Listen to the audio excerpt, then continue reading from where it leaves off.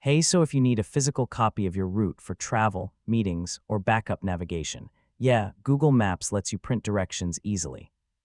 In this guide, I'll show you how to print directions from Google Maps step by step in 2026.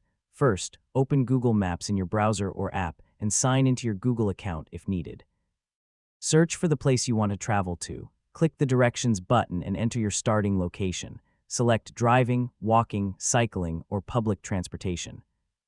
Check the route details, estimated travel time, and step-by-step directions. Click the three-dot menu near the Directions panel. Choose Print Directions or Print including Maps.